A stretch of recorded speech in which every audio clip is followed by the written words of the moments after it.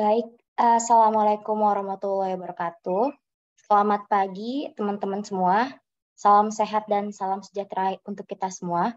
Yang terhormat Ibu Pramita Iriana selaku dosen pengampu pada mata kuliah keperawatan medikal bedah. Pada hari ini kelompok 6 akan mempresentasikan mengenai asuhan keperawatan pada pasien gangguan eliminasi akibat patologis sistem pencernaan. Boleh di next.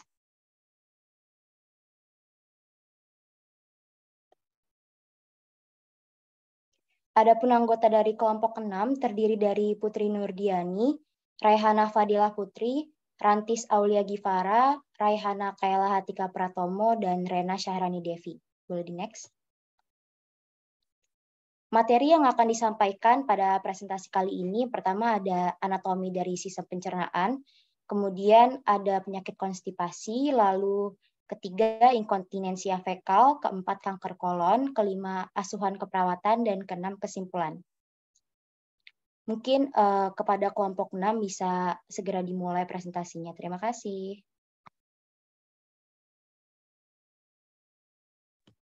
Baik, izin masuk.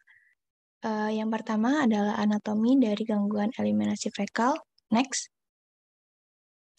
Ya, yang pertama adalah usus besar.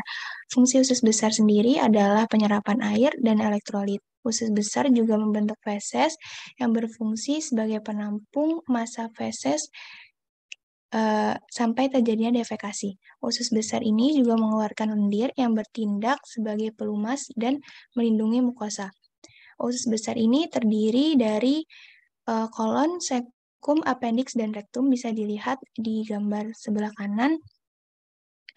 Kolon ini terdiri dari 3 bagian relatif lurus, yaitu ada kolon ascenden, kolon transversum, dan kolon descenden. Dan di bagian terakhir, di kolon descenden ada kolon yang berbentuk seperti huruf S, yaitu kolon sigmoid. Lalu yang kedua ada sekum. Sekum ini membentuk kantong buntu di bawah pertemuan antara usus halus dan usus besar di katup ileosekal. Lalu bisa dilihat juga ada tonjolan kecil seperti jari di dasar sekum, itu adalah appendix. Appendix ini suatu jaringan limfoid yang mengandung limfosit. Lalu ada rektum. Boleh di next.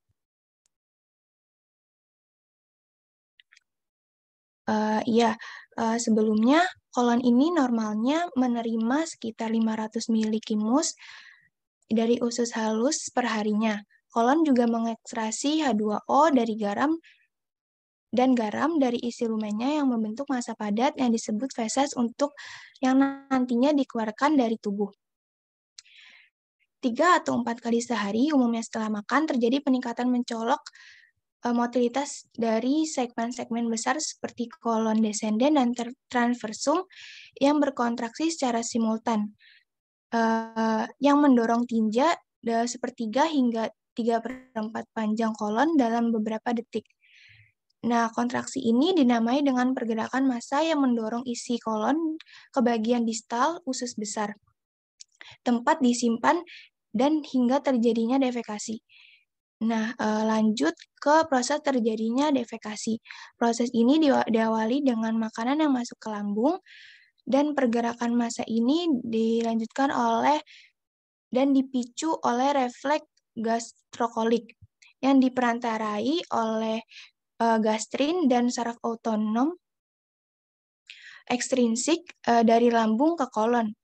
Nah, selanjutnya ada refleks gastroileum yang memindahkan isi usus halus yang masih ada ke dalam usus besar. Lalu refleks gastrokolik ini yang mendorong isi kolon ke dalam rektum dan terjadi peregangan di rektum dan merangsang reseptor ini regang di dinding rektum dan terjadilah refleks defekasi. Refleks ini menyebabkan sphincter anus internus yang merupakan otot polos yang melemah sehingga rektum dan kolon sigmoid ini berkontraksi lebih kuat. Dan jika ada juga sphincter anus externus yang merupakan otot rangka, dan jika ini melemas juga ini akan tetap terjadi defekasi karena merupakan otot rangka yang berada di bawah kontrol volunteer atau dapat dikendalikan seperti itu. Lalu peregangan awal dinding rektum disertai oleh timbulnya rasa ingin buang air besar. Jika defekasi ini tidak memungkinkan, pengencangan sphincter anus externus ini secara sengaja dapat mencegah defekasi walaupun si refleks defekasi ini telah aktif.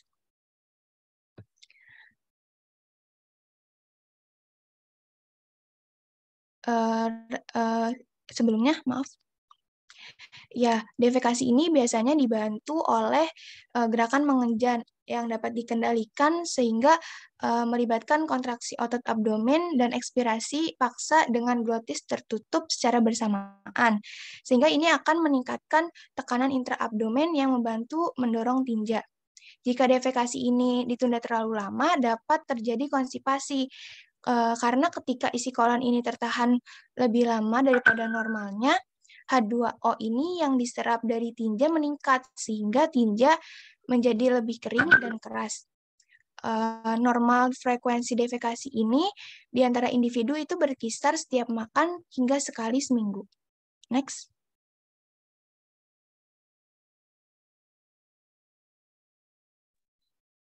Baik, selanjutnya gangguan eliminasi akibat patologi sistem pencernaan yang pertama yaitu konstipasi. Next.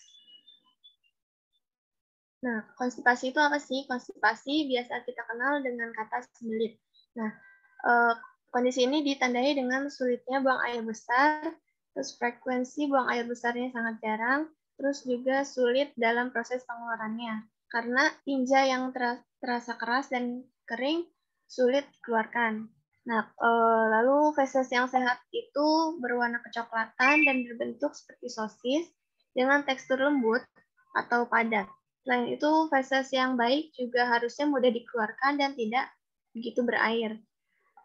Kemudian, konstipasi ini bisa juga ditandai dengan frekuensi buang air yang normalnya itu berapa gitu. Jadi setiap orang itu frekuensi BAB-nya itu berbeda-beda. Bisa 3 kali sehari sampai hanya sekali dalam 3 hari. Nah, oleh karena itu penting untuk mengetahui pola buang air besar yang normal pasien. Nah, karena dapat berguna untuk membandingkan gejala konstipasi bagi setiap individu atau pasiennya. Kemudian next. Nah, di sini ada etiologinya. Sembelit itu disebabkan oleh kelainan pada anus, penyumbatan atau kanker usus besar, lalu efek samping dari penggunaan obat-obatan seperti antidepresan, antihipertensi, dan banyak lainnya. Salah satunya itu opioid.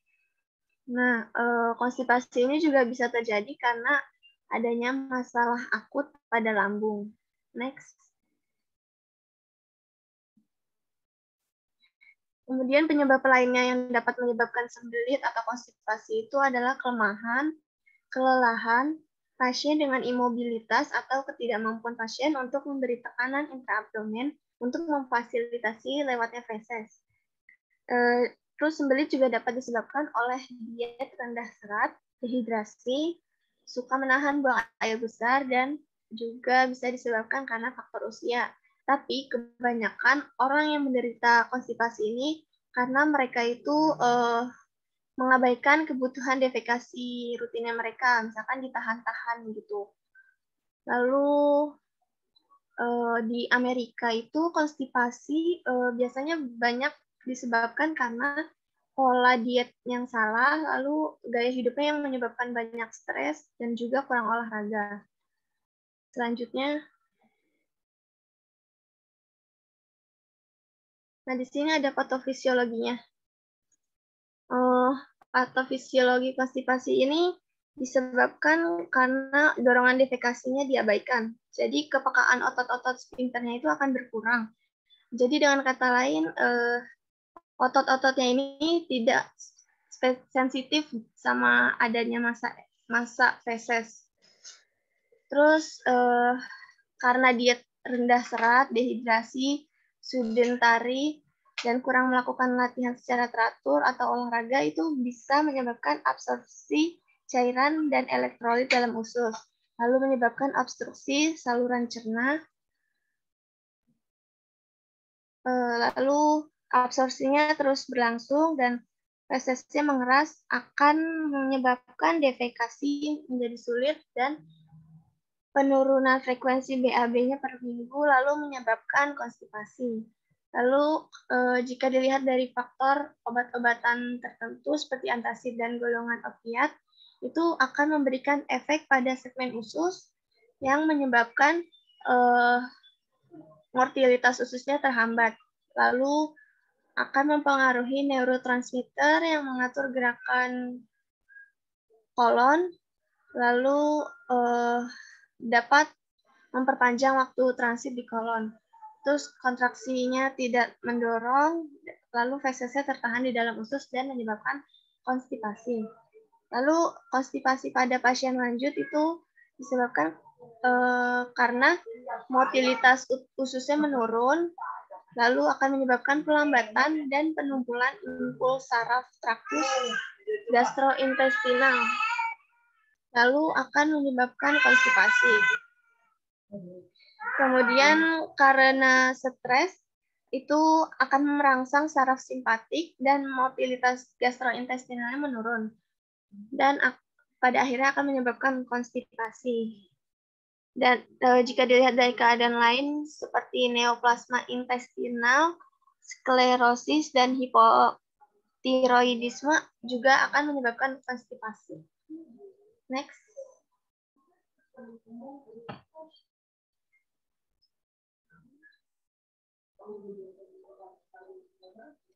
Ya, lalu di sini ada manifestasi klinis ya. Manifestasi klinis itu bisa juga disebut gejalanya.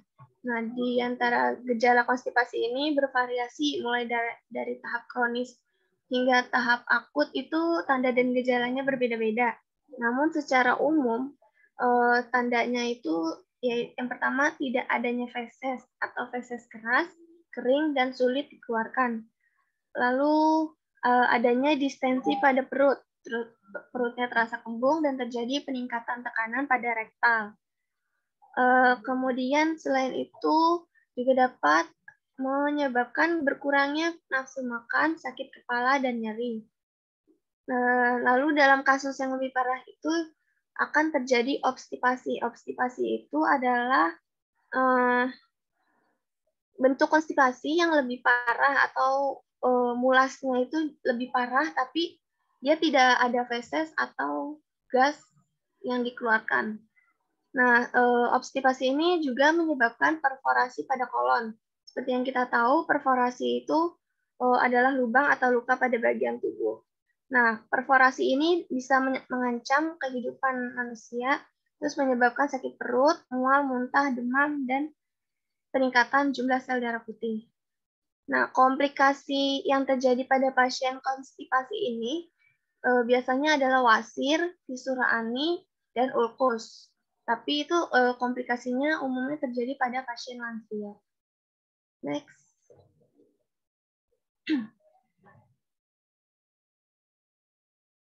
Nah, di sini ada komplikasi. Yang pertama, impotensi fekal.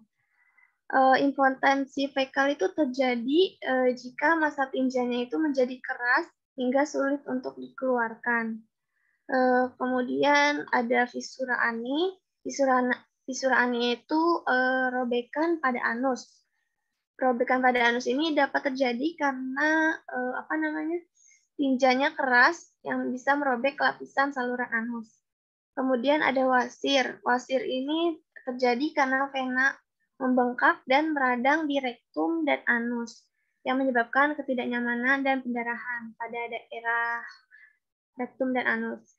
Lalu ada megakolon. Megakolon ini terjadi ketika massa feses menghalangi jalan kolon sehingga menyebabkan kolonnya melebar secara tidak normal. Gejalanya itu meliputi sembelit, inkontinensia tinja cair, dan perut kembung. Nah, megakolon ini juga dapat menyebabkan perforasi usus. Next. Selanjutnya ada pertimbangan gerontologi. Jadi lansia ini lebih sering mengalami masalah sembelit 5 kali lebih sering daripada orang yang lebih muda. Nah, faktor yang menyebabkannya itu yang pertama kesulitan saat mengunyah, yang disebabkan karena lansia itu dengan bertambahnya usia akan banyak kehilangan giginya yang menyebabkan akan kesulitan mengunyah. Dan kebanyakan lansia itu sering memilih makanan olahan yang lunak.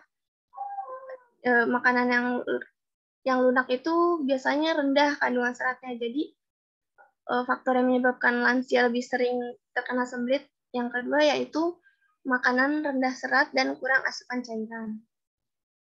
Lalu yang ketiga, karena kurangnya olahraga dan irah baring yang lama juga mendukung timbulnya konstipasi karena dapat menurunkan tonus atau otot dan motilitas otot perut serta tonus pinter usus dan anal. Next. Selanjutnya ada manajemen medis. Jadi manajemen medis yang dapat dilakukan pada penderita konstipasi ada beberapa cara. Yang pertama yaitu mengurangi penggunaan obat pencahar, mengonsumsi serat, meningkatkan asupan cairan, dan melakukan olahraga teratur. Terus ada juga teknik yang dinamakan biofeedback, yaitu terapi untuk melatih tubuh agar menjadi rileks dan digunakan untuk membantu mengendurkan otot sphincter. Lalu jika penggunaan obat pencahara dibutuhkan, maka bisa menggunakan bulk forming agents, zat garam dan osmotik, pelumas, stimulan, atau pelunak feses. Nah, terapi obat khusus ini dapat digunakan untuk meningkatkan fungsi motorik dan intrinsik usus. Selanjutnya,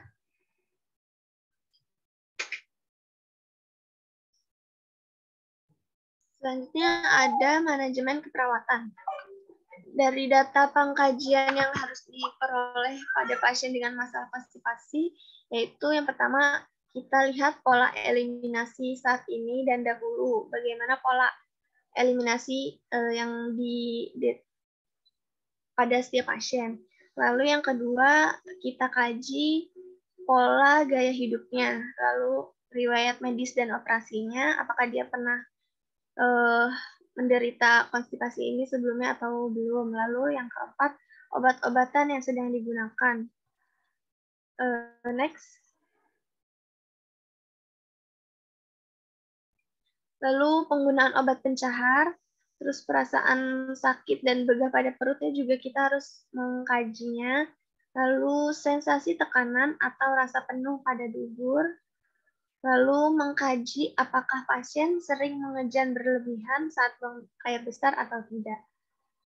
Nah, tujuan ditetapkannya data pengkajian ini yaitu mencakup pasien dapat memulihkan dan mempertahankan pola eliminasi yang teratur, lalu memastikan asupan cairan dan mempertahankan pola eliminasi yang teratur, lalu memastikan asupan cairan yang cukup dan makanan berserat tinggi, memahami metode untuk menghindari konstipasi, dan menghindari komplikasi akibat penyakit konstipasi ini.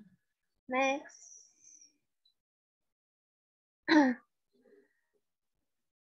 Oke, next. Ya, selanjutnya ada inkontinensia fekal. Next. Ya, inkontinensia fekal ini adalah kondisi di mana feses keluar secara involuntir atau tidak dapat dikendalikan atau dikontrol karena ada gangguan pada struktur yang mengatur kontinensia. Ya, defekasi yang dilakukan dengan cara Umumnya, defekasi ini dilakukan dengan cara volunter atau dapat dikontrol dan dikendalikan oleh individu sendiri. Namun ketika ada gangguan pada fungsi motorik dan sensorik, maka di saat itulah akan terjadinya inkontinensia fekal. Ya, faktor yang menyebabkan inkontinensia fekal ini adalah gangguan, kelemahan atau gangguan sphincter ani, internal maupun eksternal, dan kerusakan saraf pudendus atau saraf lain yang mempersarafi anorektum, kerusakan jaringan anus, dan trauma pada otot puborektalis. Next.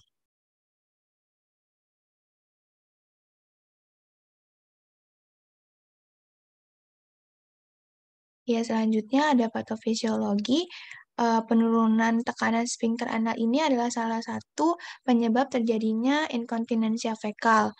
Ya, penurunan ini dapat disebabkan karena adanya trauma, contohnya seperti trauma pasca operasi yang melibatkan rektum, penyakit kelainan saraf seperti stroke dan demensia, inflamasi, infeksi, perawatan radioterapi, infaksi fekal, relaksasi pada panggul, penggunaan obat pencahar, pengobatan atau penuaan yang disebabkan karena melemahnya fungsi otot rektal. Next. Ya, selanjutnya, manifestasi klinis. Ini adalah tanda dan gejala yang dapat terjadi saat mengalami inkontinensia fekal, yaitu yang seseorang jadi tidak dapat menunda buang air besar hingga feses ini keluar sebelum mencapai kamar mandi. Lalu penderita ini akan merasa gatal pada anus, lalu feses keluar saat buang angin, lalu perlu terasa nyeri atau kram dan flatulens atau kembung. Nah, inkontinensia fekal ini dapat berupa komplikasi dari diare atau konstipasi kronik. Sedangkan pada wanita, inkontinensia fekal ini dapat terjadi karena mengalami menopause. Next. Ya, pengkajian dan penilaian diagnostik ini itu adalah pengobatan untuk inkontinensia fekal didasarkan oleh faktor penyebab terjadinya. Maka dari itu diperlukan itu tes diagnostik untuk menentukan faktor penyebab apa agar kita dapat mengetahui pengobatan apa yang tepat yang harus dilakukan. Dengan melakukan pemeriksaan rektal dan pemeriksaan endoskopi ini yang seperti sigmoidoskopi biasanya dilakukan untuk menyingkirkan tumor. Ini dilakukan dengan cara memasukkan sigmoidoskop melalui rektum hingga mencapai kolon sigmoid. Lalu ada studi sinar X, contohnya barium enema, dan pemindaian tomografi terkomputasi atau CT scan, dan manometri anorektal ini adalah pemeriksaan objektif jika pemeriksaan klinis, radiologis, dan histologis ini diragukan. Next. Ya, selanjutnya ada manajemen medis. Inkontinensia fekal ini lebih sering ini ditemukan sebagai komplikasi dari penyakit lain seperti komplikasi dari diare dan infaksi tinja. Jadi jika inkontinensia fekal ini permanen dan belum juga teratasi, maka dilakukan beberapa manajemen medis seperti jika inkontinensia fekal ini diakibatkan karena adanya penurunan kontrol sphincter, maka dapat dilakukan terapi biofeedback. Dan program perhatian usus, perbaikan sphincter, dan pengalihan tinja juga dapat menjadi salah satu pilihan untuk menangani inkontinensia fekal ini. Next. Ya, selanjutnya ada manajemen perawatan. Yang pertama itu yang dikaji adalah riwayat kesehatan, lalu riwayat operasi, riwayat penyakit kronis yang diderita, pola buang air besar yang normalnya itu seperti apa, lalu apakah ada pengobatan yang sedang dijalani, dan dikaji juga daerah rektal yang secara keseluruhan. Lalu implementasi yang dilakukan perawat ini juga bisa melakukan program latihan usus besar, lalu suppositoria, dan dilakukan juga terapi biofeedback untuk meningkatkan sensitivitas rektal, dan juga menjaga kulit perineum pasien, terutama pada pasien lansia, karena pasien lansia itu kulitnya itu sudah tipis. Lalu jangan lupa mengedukasi bagaimana cara menjaga kulit, kebersihan kulit, karena inkontinensia fekal ini kan kotor ya, sering kotor itu. Jadi lalu jika masalah ini belum teratasi juga, kita juga harus berkolaborasi dengan keluarga untuk perawatan jalan jika inkontinensia fekal ini sudah kronis. Iya, seperti itu. Next.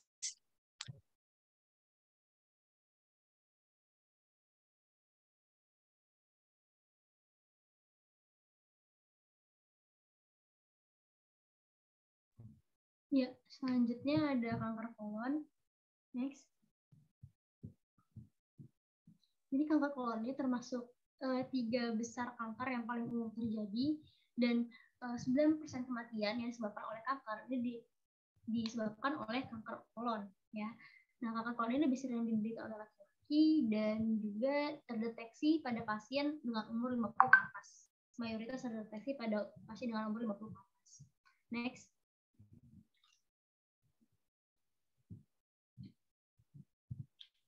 Next.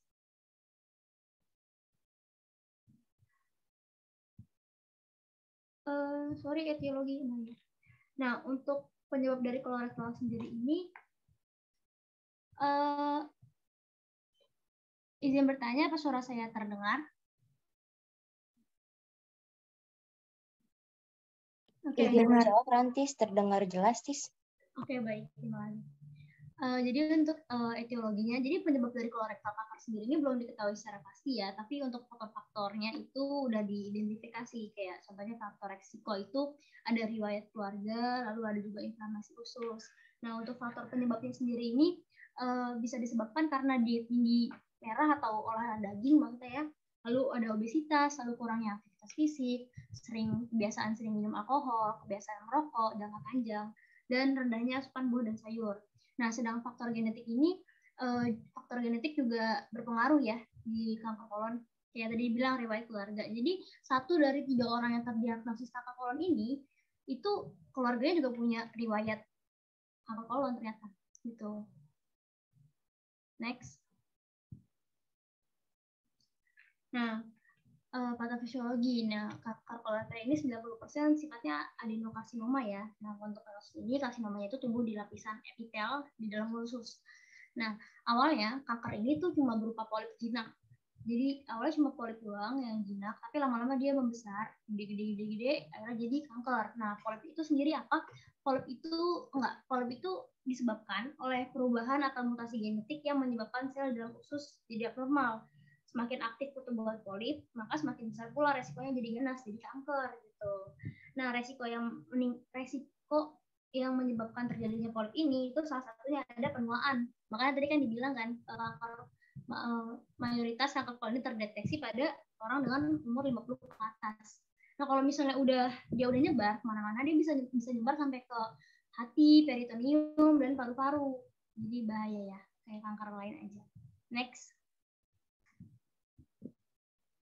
Nah, ini contoh penggambaran kanker kolon ya, kira-kira kayak gini.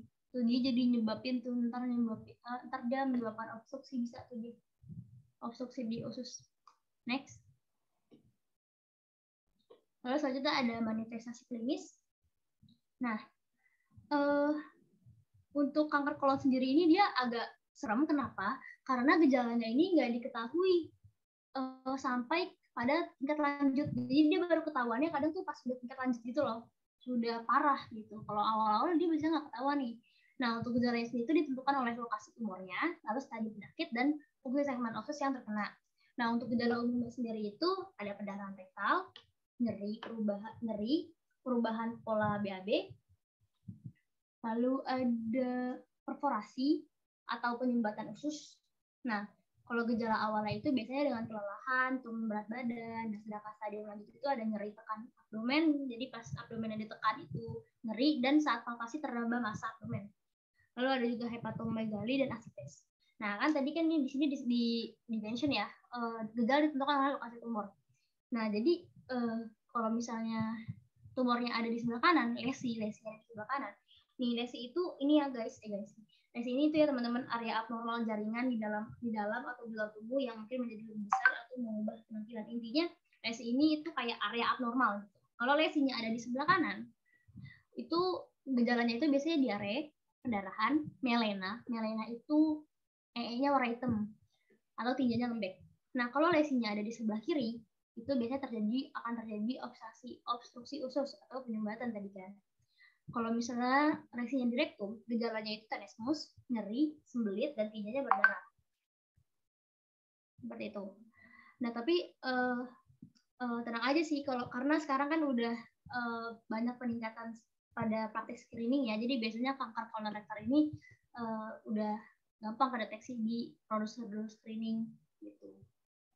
Kan tadi saya bilang gejalanya kadang nggak ketahuan tuh kalau masih awal-awal. Ya. Next. Selanjutnya ada asesmen dan tes diagnostik, pekajian apa aja sih yang bisa kita lakukan untuk mengkaji kanker kolorektal ini. Nah, jadi untuk mengkajinya itu bisa dengan cara pemeriksaan abdomen dan rektal. Tapi prosedur yang paling penting itu adalah tes darah tinja, barium enema, sigmoidoskopi, dan kolonoskopi. Nah, ini biar nanti jelasin ya. Kalau tes darah tinja ya biasa kayak gitu lah. Kalau barium enema ini kayak jenis pemeriksaan radiologi untuk memeriksa kelainan di usus besar. Nah, prosedur ini caranya tuh dengan memasukkan campuran barium dan udara ke dalam dubur. Jadi termasuk pemeriksaan radiologi ya barium enema ini. Lalu selanjutnya ada sigmoidoskopi, itu sebuah tes untuk memeriksa bagian ujung usus besar yang terdiri dari rektum, kolon, sigmoid, dan anus.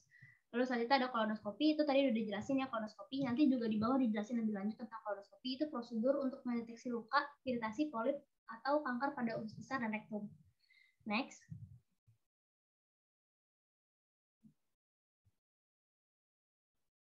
Next slide.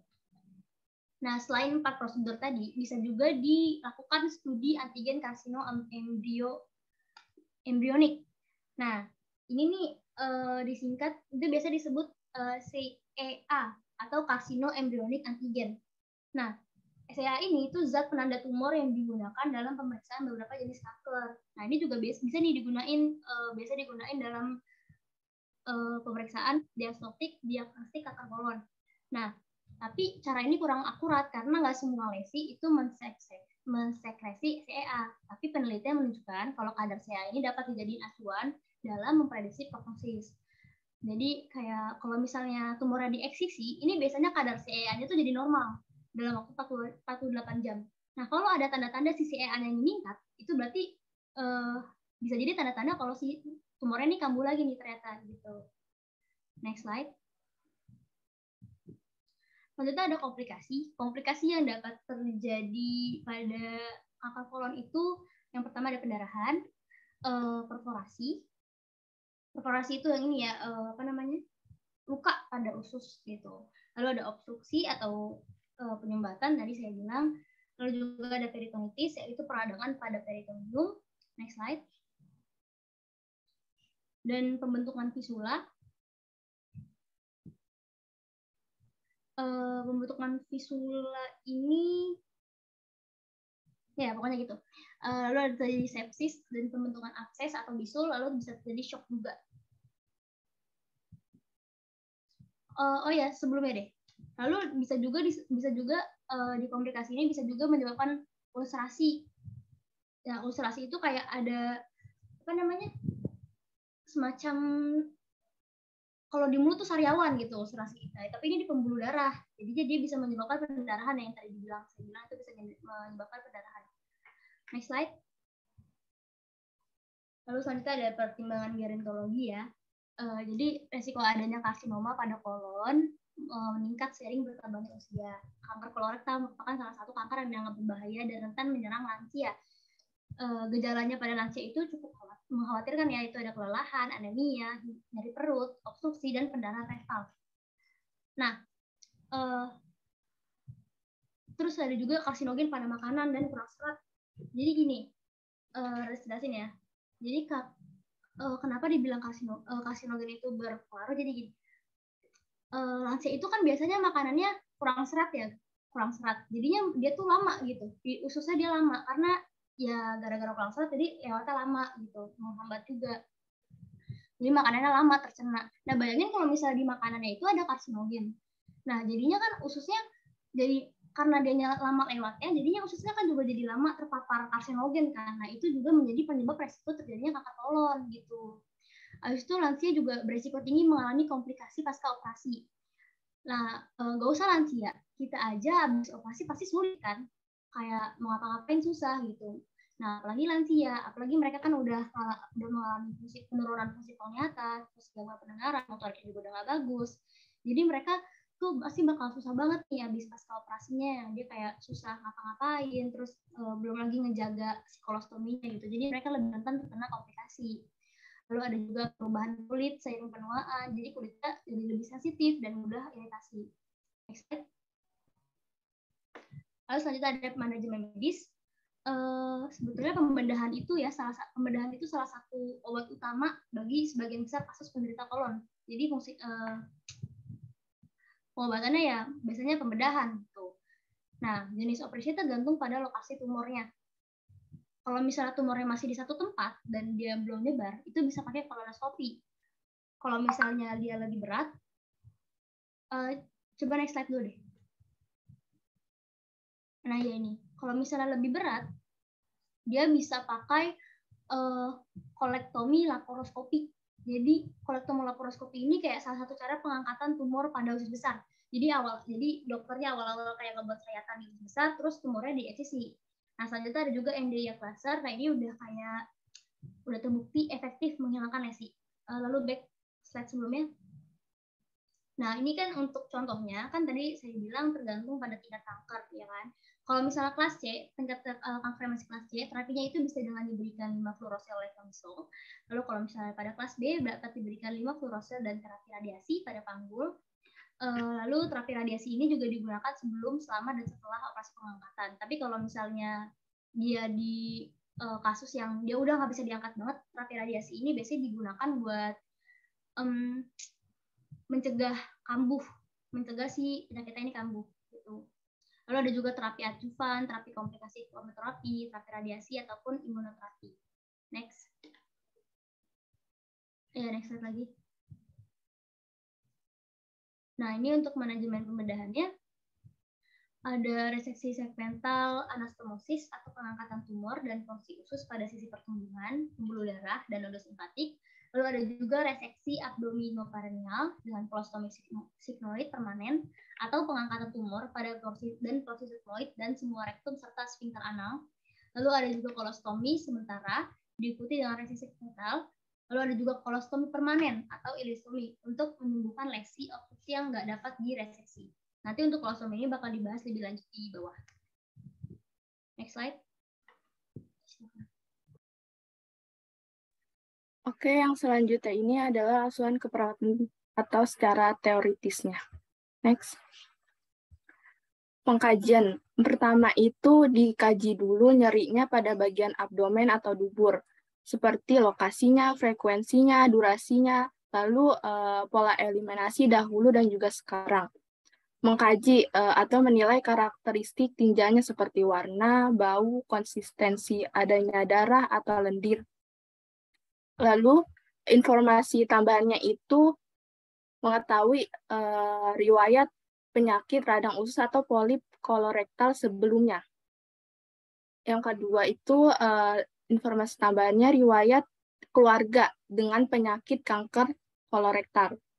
Terapi pengobatan yang sedang dilakukan, lalu mengidentifikasi kebiasaan pola makan termasuk asupan lemaknya, seratnya, lalu jumlah alkohol yang dikonsumsinya, serta mendokumentasikan riwayat penurunan berat badan. Next. Untuk diagnosisnya itu yang pertama, perubahan nutrisi kurang dari kebutuhan tubuh berhubungan dengan mual dan anoreksia. Yang kedua, resiko kekurangan volume cairan berhubungan dengan muntah dan dehidrasi.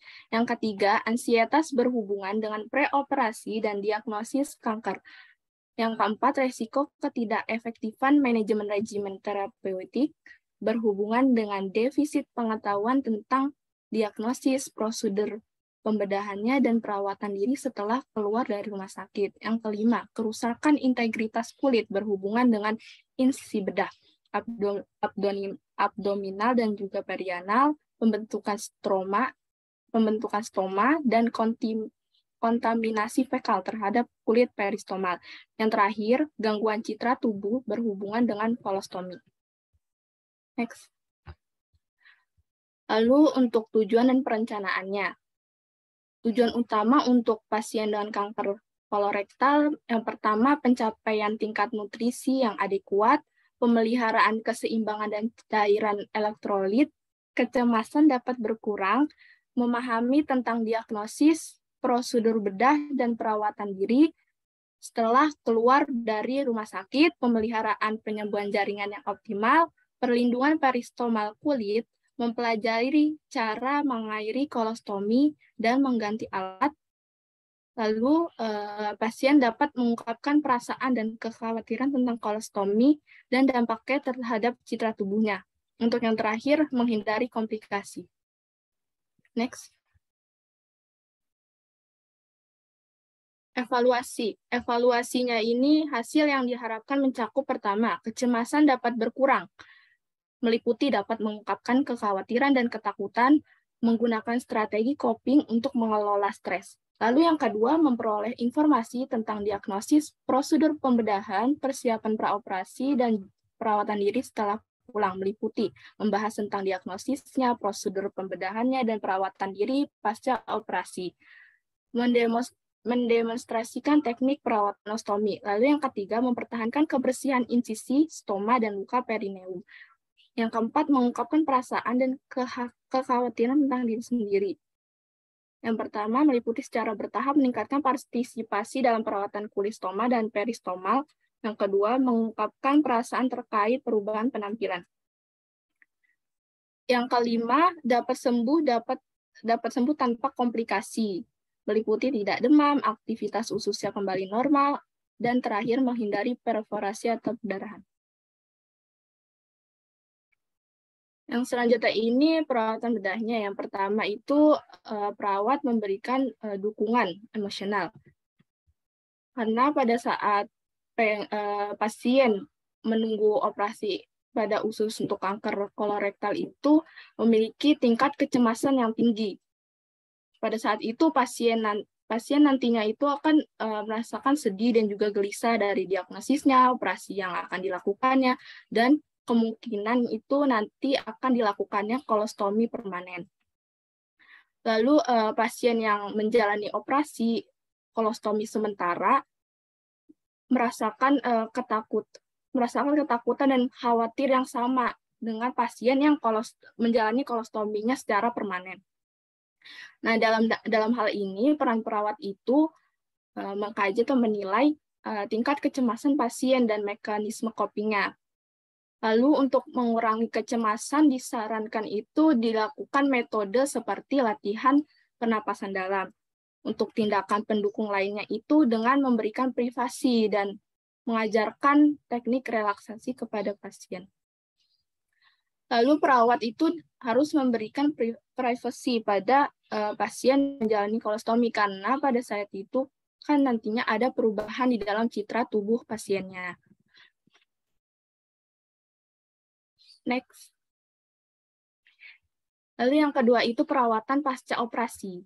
Asuhan keperawatan pasca operasi pada pasien yang menjalani kolostomi itu mirip sama dengan asuhan keperawatan pada pasien bedah abdomen.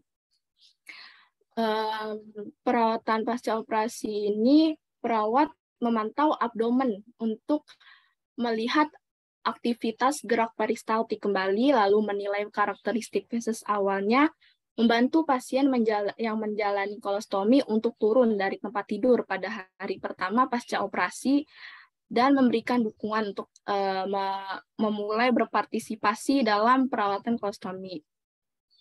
Yang selanjutnya, perawatan luka.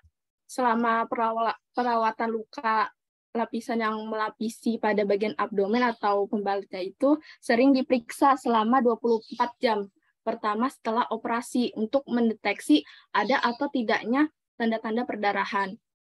Perawat juga membantu pasien untuk membalut sayatan perut, dan perawat memantau suhu, nadi, dan laju pernapasan yang mungkin di situ nantinya akan adanya proses infeksi.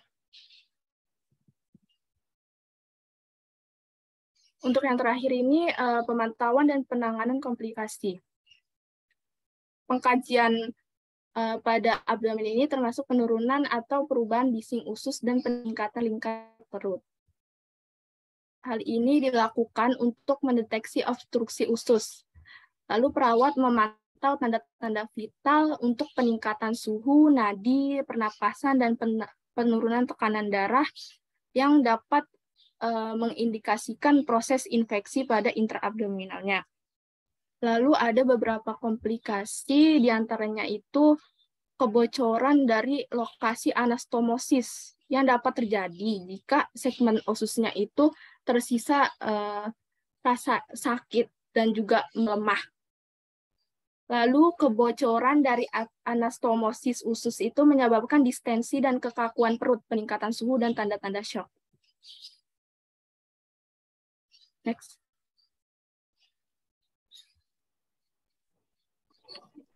Selanjutnya ini perawatan kolostomi. Perawatan kolostomi ini, fungsi kolostomi akan mulai tampak pada hari ketiga sampai hari ke-6 pasca operatif. Perawat menangani kolostomi sampai pasiennya itu dapat mengambil alih perawatan ini. Beberapa hal yang harus dilakukan dalam menangani kolostomi itu, yang pertama perawatan kulit. Pasiennya itu nanti dianjurkan melindungi kulit peristomanya dengan sering mencuci area itu menggunakan sabun ringan, memberikan barrier kulit protektif di sekitar stoma, dan mengamankan dengan meletakkan kantong drainase. Kulit dibersihkan dengan perlahan menggunakan sabun ringan dan washcloth lembab serta lembut. Selama kulit dibersihkan itu, kasa dapat digunakan untuk menutupi stoma. Memasang kantong. Stoma diukur untuk menentukan ukuran kantong yang tepat. Lubang kantongnya itu harus sekitar 0,3 cm, lebih besar dari stoma. Kulit dibersihkan terlebih dahulu, barrier kulit peristoma dipasang, kemudian kantongnya dipasang dengan cara membuka kertas perekat dan menekannya di atas stoma. Iritasi kulit ringan memerlukan tebaran bedak stomahesif sebelum kantong dilekatkan. Lalu yang terakhir, mengangkat alat drainase. Alat drainase diganti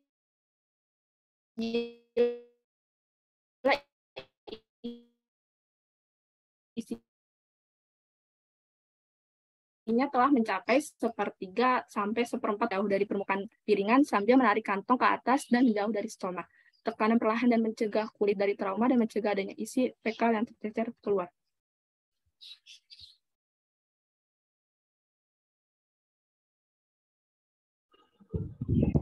Iritasi kolostomi.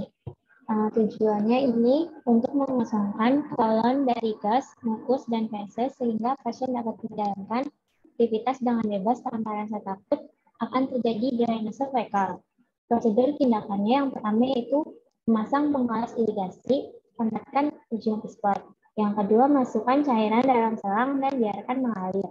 Yang ketiga, lumasi kateter dan masukkan dengan perlahan ke dalam stoma.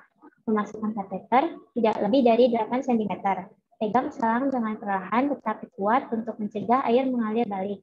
Yang keempat, bila kateter sulit masuk, biarkan air tetap mengalir dengan perlahan, sementara kateter terus dimasukkan.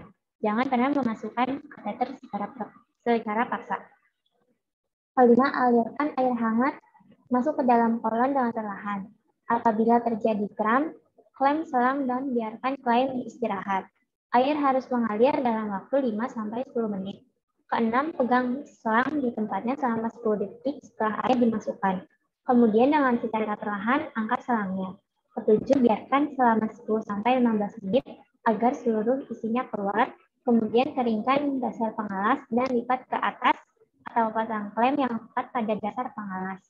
Ke-8, biarkan pengalas di tempatnya selama kira-kira 30-45 menit, sementara pasien duduk dan bergerak. Ke-9, bersihkan area dengan sabun ringan dan air, kemudian keringkan. Yang terakhir yaitu mengganti balutan dan kantong kolostomi. Selanjutnya, pembahasan kasus fiktif. Kasusnya pada tanggal 8 Agustus 2021, Tuan F berumur 61 tahun dirawat di rumah sakit Bangsal Bedah dengan keluhan mual dan ingin muntah. Pasien mengatakan pernah dioperasi laparotomi dan kolostomi pada 1 Agustus 2021 dan minggu ini direncanakan kemoterapi kedua.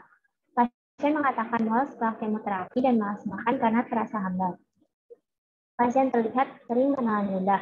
Pasien juga mengeluh gatal di sekitar daerah bekas operasi.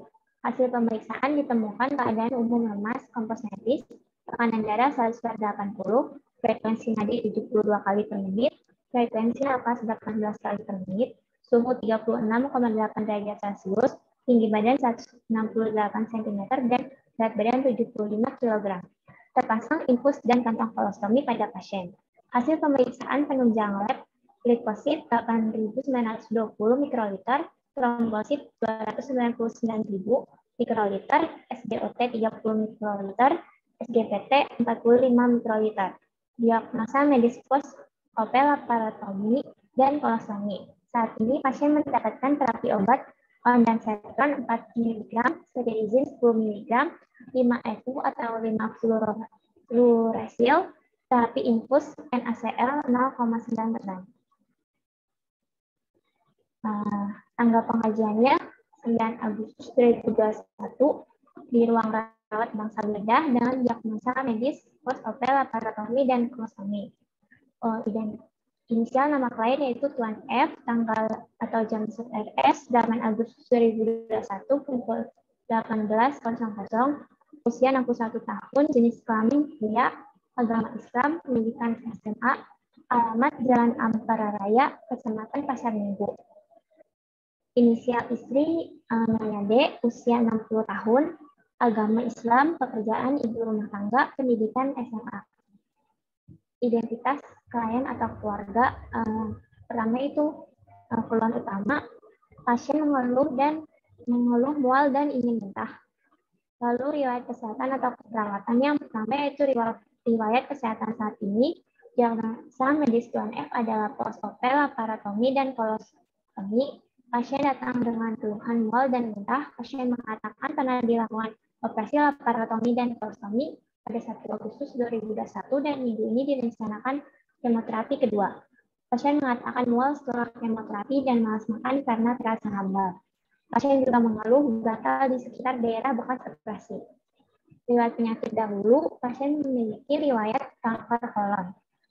Lalu obat yang pernah dan sedang digunakan yaitu ondansetron 4 mg, cetirizine 10 mg, 5 FU, terapi infus NaCl 0,9%. Riwayat keluarga, pasien mengatakan keluarganya tidak ada yang memiliki penyakit turunan. Ini untuk riwayat kebutuhan sehari-hari, pola nutrisi, pola tidur, pola eliminasi, pola kebersihan, dan aktivitas sehari-harinya begitu sendiri ya.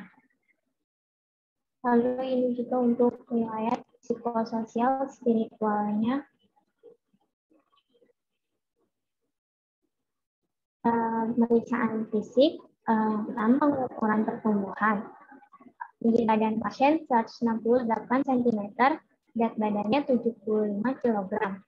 Pengukuran fisiologis, suhunya itu 36,8 derajat Celcius, nadinya 72 kali per menit, pernapasan 18 kali per menit, tekanan darah 100 per 80 mm hidrogium. Keadaan umumnya kesadaran pasien komposnetis, 100 gizinya IMP-nya 26,6, kategori berat badan lebih. Untuk kepala, rambut, dan matanya pasien normal. Kecuali rambutnya ada penyambaran, rambutnya tidak merata dan rambutnya rontok. Lalu Yang di sini ada perbedaan di abdomen, ada pasien terdapat kolostomi dan pada ekstremitasnya terpasang infus di tangan sebelah kiri. Selanjutnya, tes diagnostik laboratorium jenis pemeriksaan trombosit hasilnya 299.000 mikroliter. Trombositnya menunjukkan hasil 8.920 mikroliter, CGOT-nya 30 mikroliter, SPGT-nya 40 mikroliter. Penata laksanaan medis yang pertama ondansetron, banyak pemberiannya 4 mg, cetirizine 10 mg, 5FU, NaC, dan infus terapi NaCl 0,9%. Selanjutnya untuk data fokus. Yang pertama data subjektif, pasien datang dengan keluhan mual dan ingin muntah. Pasien mengatakan mual setelah kemoterapi dan malas makan karena terasa hambar. Yang ketiga, pasien mengeluh gatal di sekitar daerah bekas operasi. Data objektifnya, tanda-tanda vital pasien menunjukkan tekanan darah 100/80, nadi 72 kali per menit, pernapasan 18 kali per menit, dan suhunya 36,8 derajat Celcius. Kesadaran kompos medis, pasien pernah dilakukan operasi laparotomi dan kolostomi pada tanggal 1 Agustus 2021. Pasien terlihat sering muntah mudah dan terpasang infus dan kantong kolostomi pada pasien. Analisa datanya untuk masalah yang pertama, data subjektifnya yaitu pasien mengatakan mual setelah kemoterapi dan malas makan karena terasa hambar.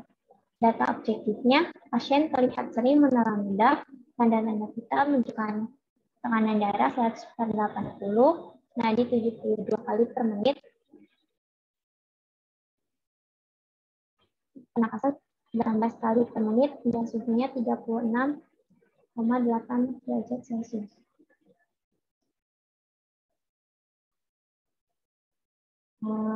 Masalahnya itu karena pasien sedang mengikuti kemoterapi sehingga merangsang kemoreseptor progesterone atau CTG sehingga menimbulkan reaksi proteksi spontan yang menimbulkan rasa ingin mual dan muntah sehingga muncul diagnosa atau masalah nausea berhubungan dengan efek agen farmakologis dihubungkan dengan kemoterapi. Untuk masalah yang kedua, data subjektifnya yaitu pasien mengeluh gatal pada kulit di sekitar daerah bekas operasi. Data objektifnya, pasien pernah dilakukan operasi laparotomi dan kolostomi pada tanggal 1 Agustus 2021, lalu terpasang kantong kolostomi pada pasien. Masalahnya, karena tindakan pembedahan kolostomi menyebabkan trauma jaringan dan pasien perawatannya tidak adekuat sehingga menimbulkan resiko infeksi yang berhubungan dengan efek prosedur invasif dihubungkan dengan post-op laparotomi dan kolostomi. Daftar diagnosa keperawatan yang pertama yaitu nausea berhubungan dengan efek agen farmakologis dihubungkan dengan kemoterapi. Yang kedua, resiko infeksi berhubungan dengan efek prosedur invasif dihubungan dengan post-op laparotomi dan kolostomi.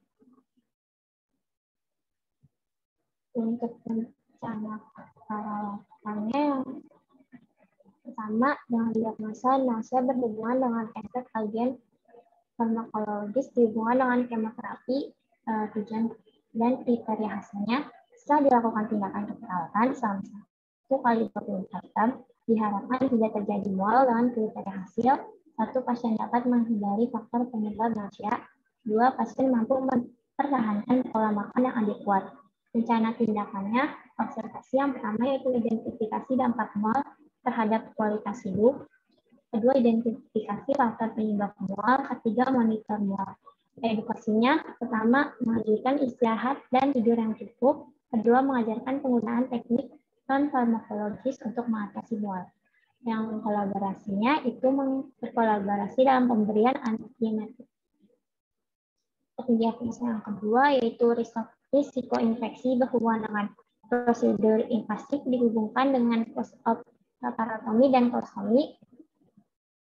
Tujuan dan kriteria hasilnya setelah dilakukan tindakan keperawatan selama 1 kali 24 jam, diharapkan risiko infeksi tidak terjadi dengan kriteria hasil daerah sekitar insisi besi. Lalu untuk rencana tindakannya observasi, yaitu pertama periksa lokasi insisi ada kemerahan, bengkak, monitor kemerahan dan bengkak, monitor tanda dan gejala infeksi. Lalu terapeutik, membersihkan area insisi dengan pembersih yang tepat, mengganti balutan luka sesuai jadwal. Edukasinya mengajarkan cara merawat luka insisi. Implementasinya yang pertama untuk diagnosa yang usia pada tanggal 9 bulan Agustus 2021 pada pukul 9 melakukan observasi, mengidentifikasi dampak mual terhadap kualitas hidup. Respon subjektifnya itu pasien mengatakan nafsu makan tidak habis karena makanannya terasa hambar. Respon objektifnya pasien dapat menghabiskan makanan dengan porsi kecil. Pada pukul 9.10 mengidentifikasi faktor penyebab mual. Respon subjektifnya pasien mengatakan mual setelah kemoterapi. Respon objektifnya pasien tampak kurang selera makannya karena terasa hambar. Pada pukul 9.20 memonitor mual. Respon subjektifnya pasien mengatakan merasa mual setiap 3 jam sekali. Respon objektifnya pasien terlihat sering mengeluarkan ludah. Pada pukul 9.30 edukasi yang menganjurkan istirahat dan tidur yang cukup. Respon subjektifnya pasien mengatakan kurang nyaman dengan tidurnya karena sering merasa mual saat malam hari. Respon objektifnya pasien tampak lemas. Pada pukul 9.40 mengajarkan penggunaan teknik non farmakologis untuk mencegah mual dengan aromaterapi. Respon subjektifnya pasien mengatakan mual sedikit berkurang setelah diberikan aromaterapi. Respon objektifnya pasien tampak tenang. Selanjutnya, berkolaborasi dalam pemberian antiemetik. Respon subjektifnya pasien mengatakan mual sedikit berkurang setelah diberi obat. Respon objektifnya pasien terlihat tenang. Untuk diagnosa yang kedua, pada pukul 10, observasinya yaitu memeriksa lokasi insisi adanya kemerahan atau bengkak. Respon subjektifnya, pasien mengatakan gatal di sekitar daerah insisi. Respon objektif, di sekitar daerah insisi, pasien terlihat sedikit kemerahan. Pada pukul 10.10 memonitor tanda dan gejala infeksi. Respon subjektif, pasien mengatakan tidak ada tanda dan gejala infeksi. Respon objektif, tidak terlihat gejala infeksi pada pasien. Pada pukul 10.20, terapeutik membersihkan area insisi dengan pembersih yang tepat. Respon subjektifnya pasien menyetujui untuk dibersihkan area lukanya dan mengatakan tidak merasakan nyeri saat dibersihkan. Respon objektif, pasien terlihat nyaman saat dibersihkan area lukanya. Pada pukul 10.30 mengganti balutan luka sesuai jadwal. Respon subjektif, pasien bertanya bagaimana cara merawat luka insisi. Respon objektif, pasien kooperatif saat perawat mengganti balutan luka. Pada pukul 10.30 mengajarkan cara merawat area insisi. Respon subjektifnya, pasien mengatakan paham cara merawat area insisi. Respon objektifnya, pasien tampak dibantu oleh keluarga yang merawat area insisi. Selanjutnya, catatan perkembangan untuk diagnosa yang pertama. Subjektifnya, klien mengatakan masih merasa mual tiap 3 jam sekali hingga mengganggu tidur, namun berkurang ketika diberi aromaterapi dan diberikan obat. Objektifnya, klien tampak menghabiskan sedikit porsi makan dan terlihat lebih rileks dan nyaman saat diberi aromaterapi, namun masih terlihat lemas. Masalahnya teratasi sebagian, intervensinya dilanjutkan dengan memonitor mual dan memberikan aromaterapi. Untuk diagnosa yang kedua, subjektifnya, klien mengatakan gatal di area insisi dan bertanya bagaimana cara merawat luka insisi. Objektifnya, klien tampak tenang dan tidak terlihat tanda-tanda infeksi. Keluarga pasien ikut membantu dalam merawat luka. Masalahnya teratasi sebagian, intervensinya dilanjutkan dengan mengganti balutan sesuai jadwal.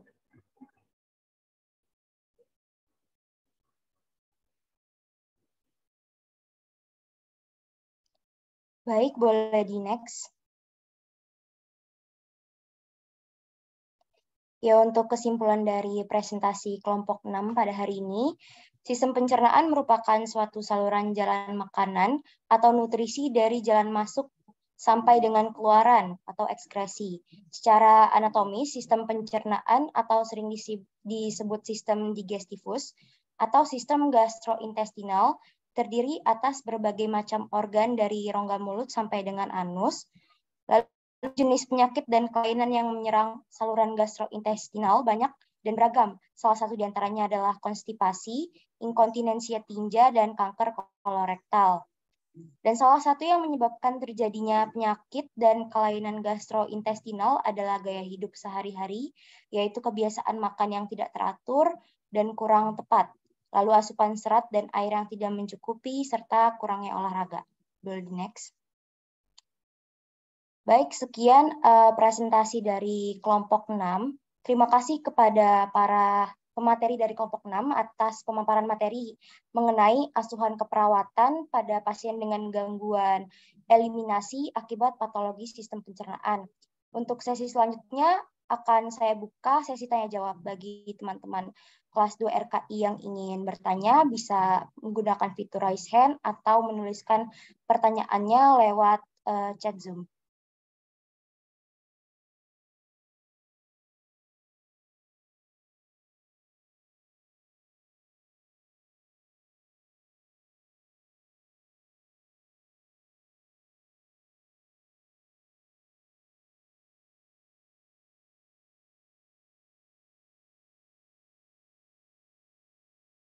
Dipersilakan kepada teman-teman yang ingin bertanya, bisa langsung aja raise hand atau tulis pertanyaannya lewat chat Zoom.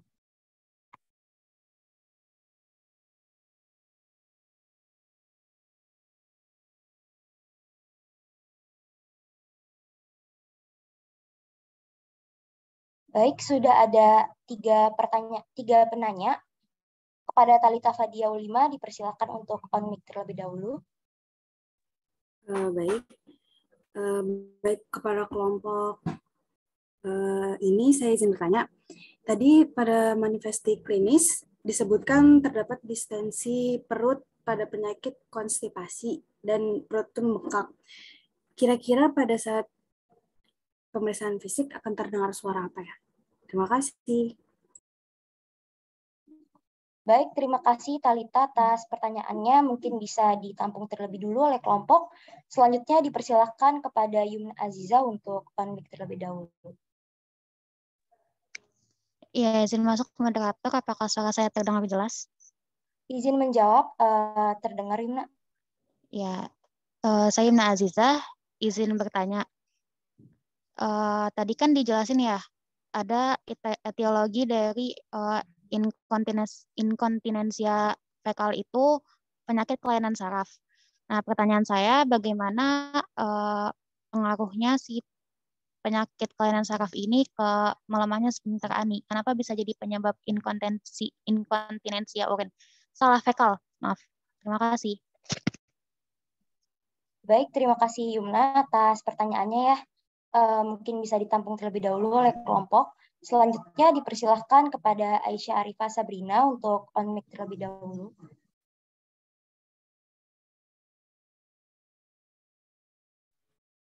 Terima kasih moderator, izin memperkenalkan diri, nama saya Aisyah Arifah Sabrina, izin bertanya.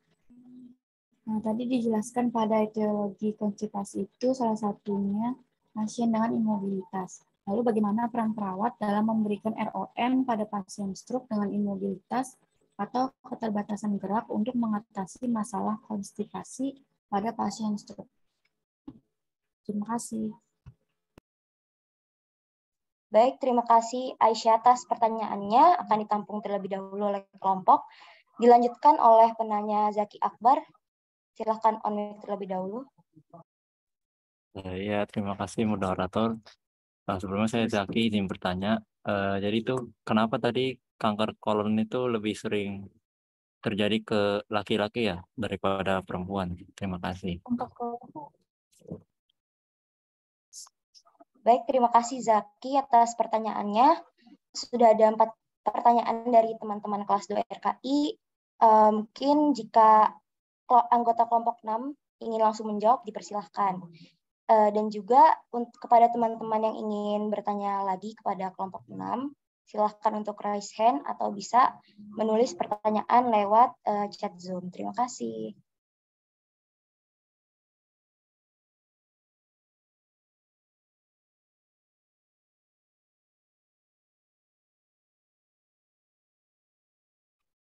Ya, dipersilahkan kepada Rantis untuk on mic terlebih dahulu.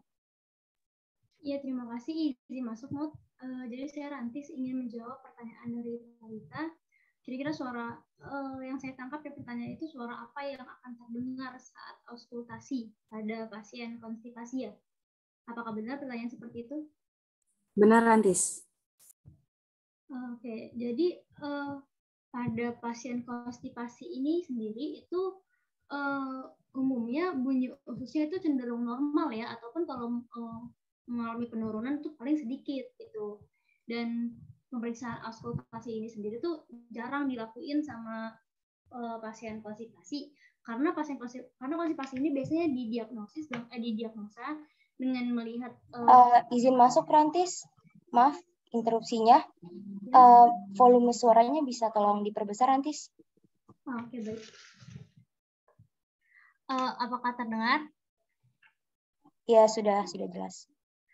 Ya, jadi pada pasien konstipasi ini untuk bunyi yang ada pada pemeriksaan auskultasi ya, itu sebetulnya bunyi ususnya cenderung normal aja sih kalau konstipasi. Kalaupun penurunan mungkin sedikit.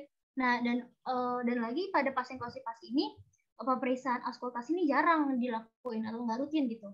Karena konstipasi sendiri itu biasanya didiagnosa dengan cara melihat riwayat penyakit ataupun berdasarkan keluhan langsung dari pasiennya.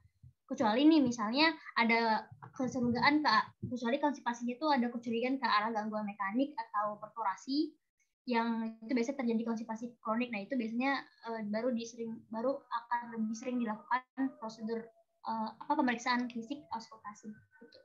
Jadi kalau misalnya intinya kalau misalnya untuk bunyi apa sendiri itu menurut saya mungkin cenderung normal gitu, nggak ada perubahan yang spesifik banget gitu untuk bunyi pada itu sendiri. Apakah terjawab? Jawab, terima kasih Rantis. Oke, terima kasih. Baik, terima kasih kepada Rantis Aulia atas pertanyaannya, atas jawaban terhadap pertanyaan Talita. Selanjutnya masih ada 3 pertanyaan lagi kepada kelompok 6, dipersilakan untuk menjawab.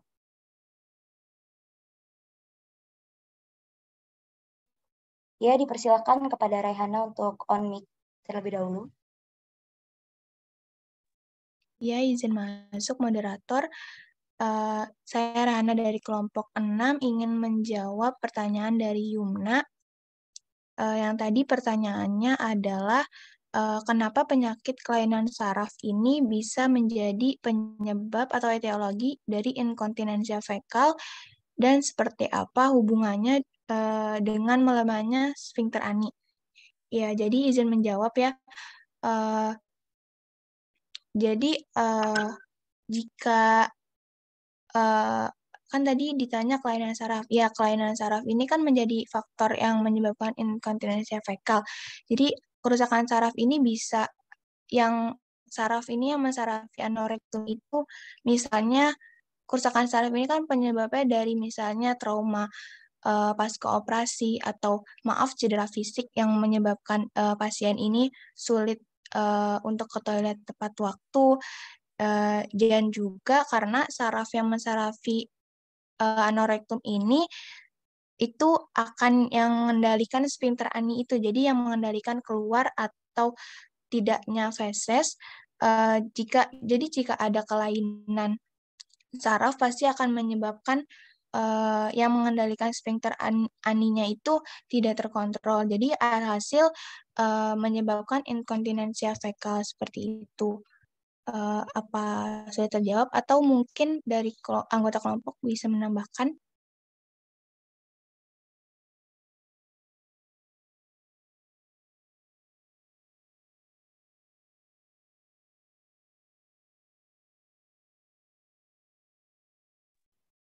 Izin masuk mungkin cukup. Untuk Yuna sendiri, apakah sudah terjawab pertanyaannya? Izin menjawab sudah terjawab. Terima kasih.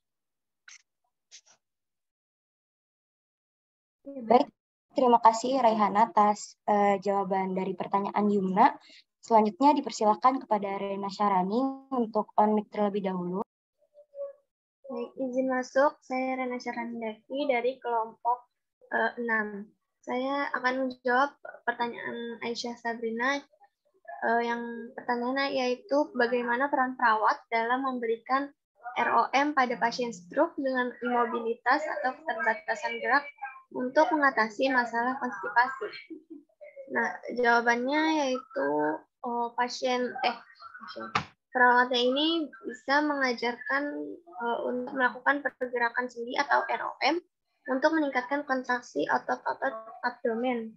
Nah, ROM yang digunakan oleh perawatnya itu ROM pasif. ROM pasif itu adalah pergerakan yang dilakukan dengan bantuan orang lain seperti perawat atau alat bantu.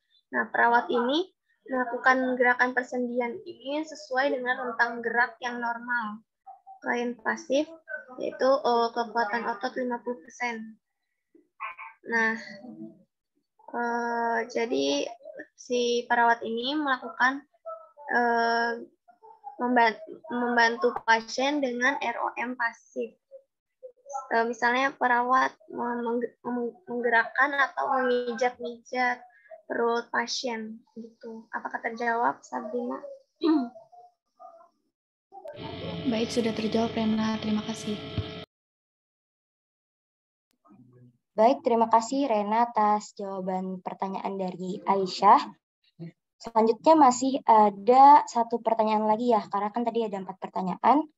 Kepada kelompok 6, mungkin boleh bisa langsung untuk menjawab pertanyaan tersebut. Ya, izin masuk moderator. Iya, Rantis, dipersilakan. Ya, saya izin menjawab pertanyaan dari Zaki ya. Kenapa laki-laki itu lebih sering, dibilangnya laki-laki itu lebih beresiko terkena kanker kolon?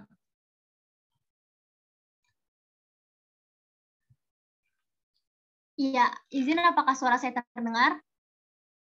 Izin menjawab, terdengar jelas, Rantis. Oh ya, baik. Saya lanjutkan ya. Jadi, itu salah satunya ada faktor hormon. Nah, jadi gini, kalau misalnya pada perempuan ini, hormon pada perempuan ini lebih bersifat melindungi gitu daripada laki-laki gitu. Nah, tapi itu juga nggak bertahan lama sih sebetulnya, kayak kalau misalnya udah menopause juga, perempuan nanti hormonnya jadi lebih kurang aktif juga gitu. Jadi, kenapa dibilangnya lebih sering? Karena itu biasanya pada laki-laki, kanker kolorektal ini itu terdeteksi lebih cepat.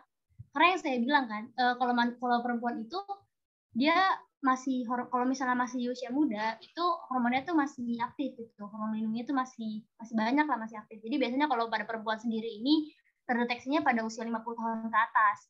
Lalu ada faktor selain hormonal juga, ada faktor lain juga, yaitu tadi saya sebutkan di faktor penyebab ya, itu ada merokok dan alkohol.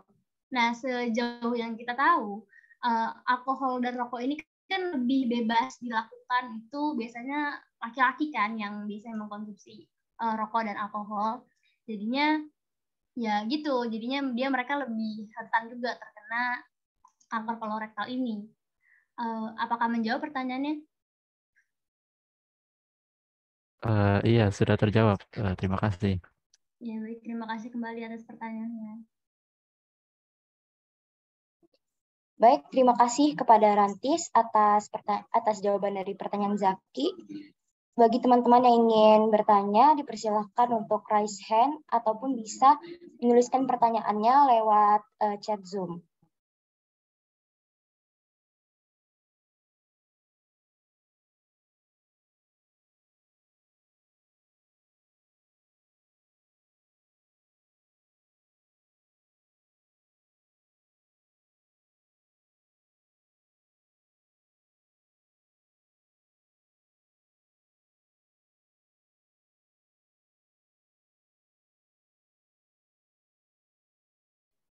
Baik, dikarenakan sepertinya cukup ya pertanyaan dari teman-teman.